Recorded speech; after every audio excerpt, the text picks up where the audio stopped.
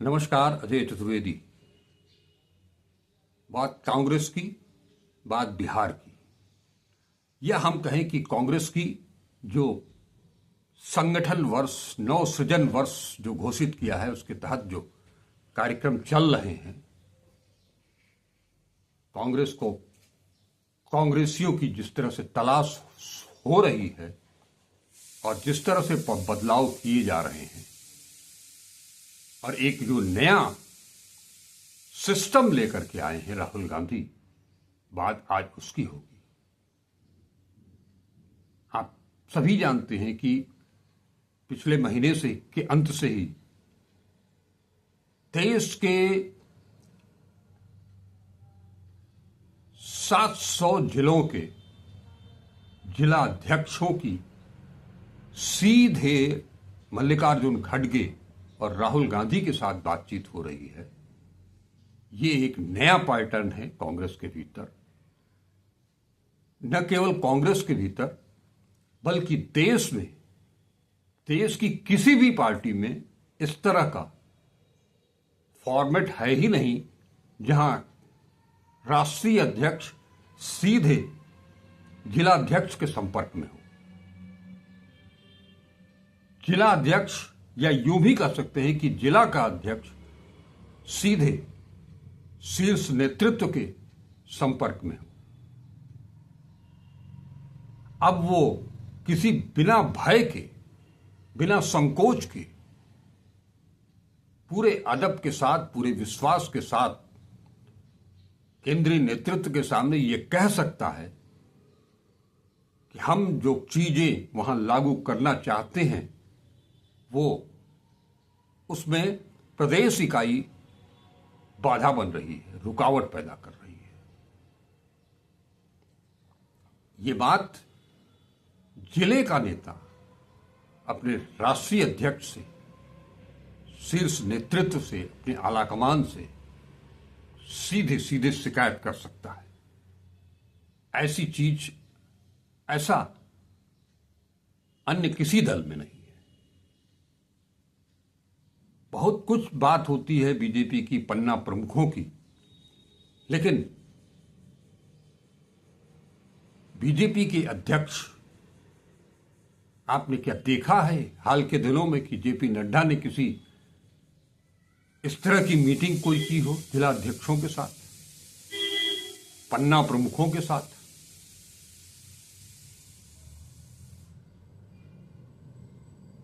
ये और कहीं नहीं है, न बीजेपी में है, न समाजवादी पार्टी में है, न जनता दल यूनाइटेड में है,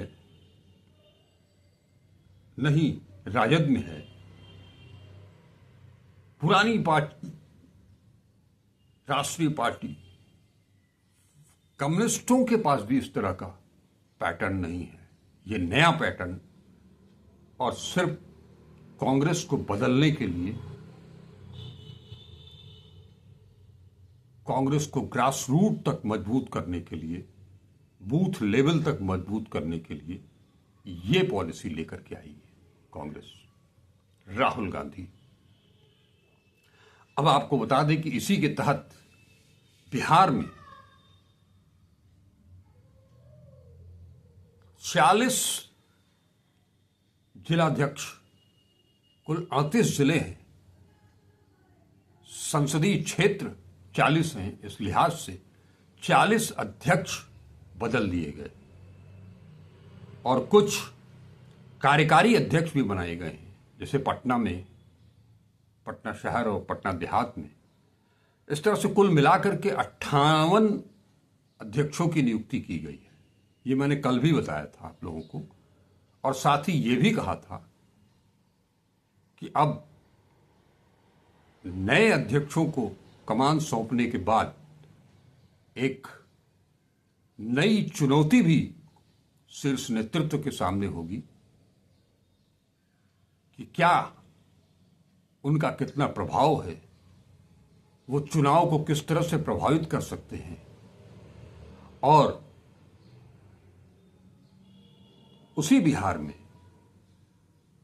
निवर्तमान अध्यक्ष, प्रदेश अध्यक्ष अखिलेश प्रसाद सिंह को हटा करके राजेश कुमार राम को बनाया गया और उसके बाद फिर एक नई टीम को पूरी घोषित कर दी गई।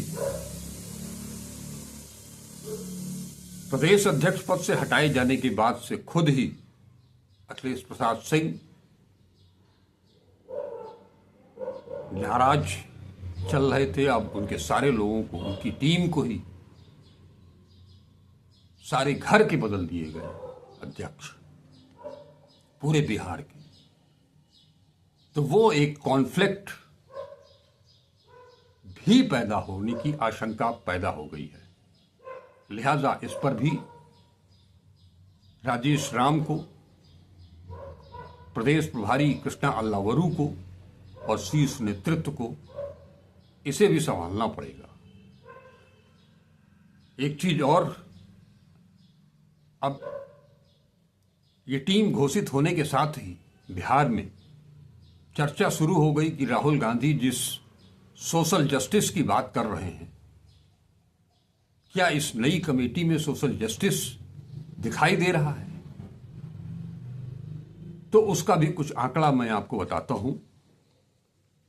जो 40 डीसीसी अध्यक्ष बनाए गए हैं उसमें 14 सवर्ण हैं, जिसमें भूमिहार 6, ब्राह्मण 4 और राजपूत 3, कायस्थ 1,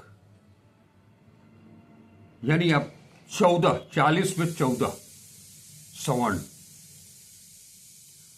इसके बाद अगर दलितों को ले तो दलित 5 हैं, जिसमें पासवान 3 और रविदासिया 2। अल्पसंख्यकों की बात करें तो उसमें 7 हैं, जिसमें मुस्लिम 6 और सिख 1। ओबीसी की बात करें तो ओबीसी 10 हैं, जिसमें यादव 5, कुर्मी 2 और कुशवाहा 3। अति पिछड़े 3, जिसमें नोनिया, धानुका, कहार 1 और 1 वैश्य समाज से।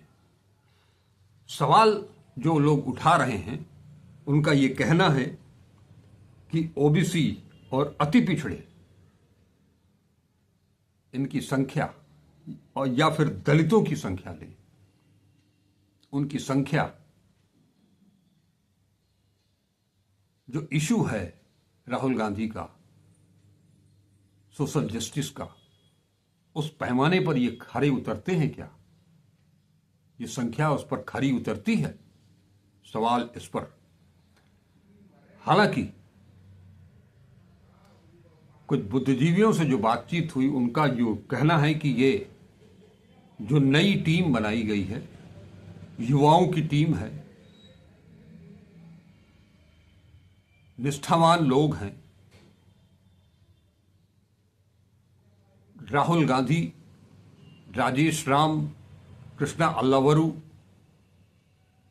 इन सब के साथ मिलकर के, और कन्हैया कुमार, इन सब के साथ मिलकर के ये चलने वाले लोग हैं।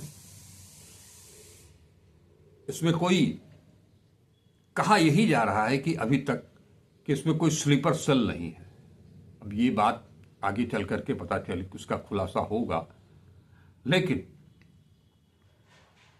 इसमें कोई स्लीपर सेल नहीं है। स्लीपर सेल को उनके घरों में बैठा दिया गया। लेकिन अब एक बड़ी चुनौती हाईकमान के सामने भी होगी कि जो लोग भी, अब जो कुछ दिन के बाद जब चुनाव घोषित होंगे, अधिसूचना जारी होगी, प्रत्याशियों का चयन करना होगा, गठबंधन धर्म को निभाना होगा, तो इन बिहार में क्या ये सारे लोग उस पैमाने पर सफल साबित होंगे? और सबसे बड़ा मामला यह है कि गठबंधन जहां जहां भी होता है, चाहे उत्तर प्रदेश हो, बिहार हो, आरोप यही लगते हैं कि कांग्रेस सीटें तो ज्यादा लेती है, लेकिन उनका स्ट्राइक रेट बहुत खराब रहता है। अब जैसे 2020 की ही बात करें, 70 सीटों में 19। अब इसके पीछे का कारण चाहे जो हो, लेकिन आंकड़ों में, नंबर गेम में आप पीछे हैं। और ये स्ट्राइक रेट घटता क्यों है?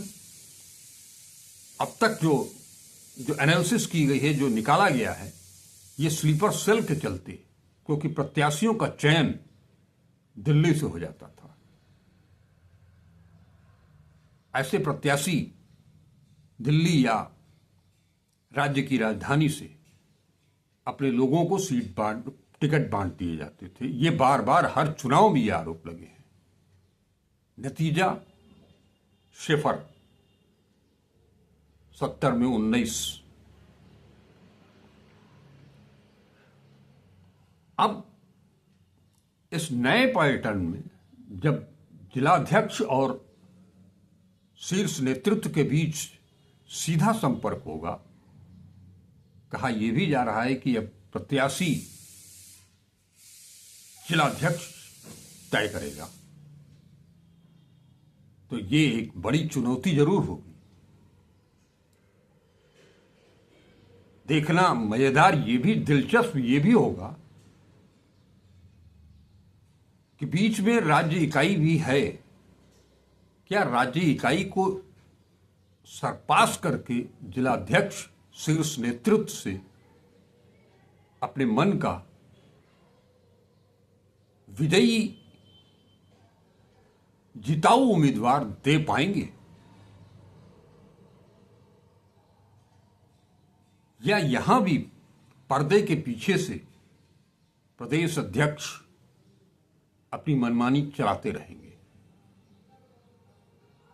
अगर सामूहिक रूप से बैठक होती है, जैसे कि बिहार के लोगों की कल बैठक होनी है दिल्ली में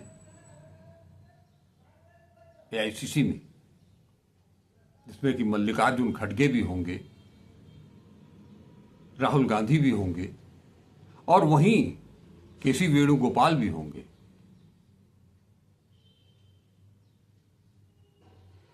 तो क्या सामूहिक रूप से जिलाध्यक्ष खुल करके इतना उनके अंदर आत्मविश्वास होगा कि वो शीर्ष नेतृत्व के बाद के पहल सामने? अब तक तो जिलाध्यक्षों की इतनी भी स्थिति नहीं होती थी कि वो प्रदेश के प्रभारी से मिल सकें। शीर्ष नेतृत्व के सामने जाकर के दृढ़ता के साथ अपना पक्ष रख पाना, इतना कॉन्फिडेंस उनके अंदर है। क्या वो वास्तव में राहुल गांधी की बब्बर शेर हैं? ये बहुत बड़ी चीज, बब्बर शेर बन करके दिखाना पड़ेगा। पिंजरे वाला शेर नहीं, चिड़िया खाने वाला शेर नहीं। तो वो, और एक जो सबसे बड़ी चीज है किसी भी व्यक्ति के लिए, क्योंकि यहां आप लाख कोशिश कर लीजिए, कांग्रेस से, कांग्रेस की गुटबाजी को, खेमे को तोड़ना अगर असंभव नहीं है, अगर नामुमकिन नहीं है, तो असंभव भी नहीं है, आसान भी नहीं है। कई बार ऐसे होते हैं कि अगर कोई एक आदमी, एक पदाधिकारी बहुत अच्छा काम कर रहा है, तो उसके खिलाफ बहुत सारे लोग पड़ जाते हैं और कान भरने लगते हैं शीर्ष नेतृत्व के, जो गणेश परिक्रमा करने वाले लोग हैं। तो अपने कानों पर भी थोड़ा विश्वास करना पड़ेगा। हर किसी की बात कान का कच्चा होकर के आप पार्टी की कमान नहीं संभाल सकते। अगर कोई शिकायत आती है किसी के खिलाफ, किसी पदाधिकारी के खिलाफ, तो उसकी कई स्तर पर सघन जांच भी होनी चाहिए। अगर जांच में वो आरोप पुख्ता पाए जाते हैं, तभी उनके खिलाफ कार्रवाई हो। लेकिन कुल मिलाकर के ये पॉलिसी, ये ट्रेंड बहुत बेहतरीन है। जिला अध्यक्ष और राष्ट्रीय अध्यक्ष के बीच तालमेल, क्योंकि जिला अध्यक्ष ही है जिसके अंदर वो सब कुछ है, ब्लॉक भी उसी के अंदर है, बूथ भी उसी के अंदर है, और जो तीसरा मॉडल है मंडल का, जो अभी विचाराधीन है, वो भी है। तो जिलाध्यक्ष ही है जो कि पूरे जिले के ऊपर कमांड रख सकता है, और अब जिलाध्यक्षों की जवाबदेही भी तय होगी। वो भी मनमानी नहीं कर पाएंगे। अगर वो कोई प्रत्याशी खड़ा करवाने चाहते हैं तो उसकी फुल प्रूफ हकीकत सामने लेकर के आनी पड़ेगी कि वो क्या है। और तीसरी चीज जो है, हर जिलाध्यक्ष बीजेपी के जिलाध्यक्षों के समान धन बल और बाहुबल में मजबूत नहीं होगा। वैसे भी चाहे बिहार हो या उत्तर प्रदेश हो, जहां 30-30 साल से कांग्रेस सत्ता से बाहर है, ऐसे में चुनाव के लिए, कार्यक्रमों के लिए, पार्टी के कार्यक्रमों के लिए फंड का इंतजाम भी करना होगा, और इसमें भी केंद्रीय नेतृत्व को दरिया दिल्ली दिखानी पड़ेगी। और यह भी मॉनिटर करना पड़ेगा कि दिल्ली से जो पैसा आ रहा है, चाहे वो प्रचार के नाम पर या अन्य टूल्स के नाम पर, वो सही स्थान पर सही अनुपात में पहुंच रहा है या नहीं। ऐसा न हो कि सरकारी योजनाओं की तरह, जैसे कि राजीव गांधी ने कह दिया था कि 1 रुपया भेजिए दिल्ली से तो गांव पहुंचते पहुंचते 15-16 पैसे ही बचते हैं लाभार्थी के पास तक। ये चीज नहीं होनी चाहिए, क्योंकि कांग्रेस में ऐसी टेंडेंसी भी रही है कि चुनाव के लिए जो फंड आवंटित होता है, उस फंड को एफडी करा करके प्रत्याशी घर बैठ जाते हैं। इस पर भी निगाह निश्चित तौर पर होगी, इस पर भी अंकुश लगेगा, लगाना पड़ेगा, तब कुछ आगे गाड़ी चल सकेगी। लेकिन एक चीज जो बार बार ये उठाया जा रहा है, बिहार चुनाव, बिहार चुनाव, ये सारी कवायद बिहार चुनाव को लेकर के नहीं है। बिहार चुनाव या किसी भी राज्य के चुनाव के लिहाज से वो रणनीति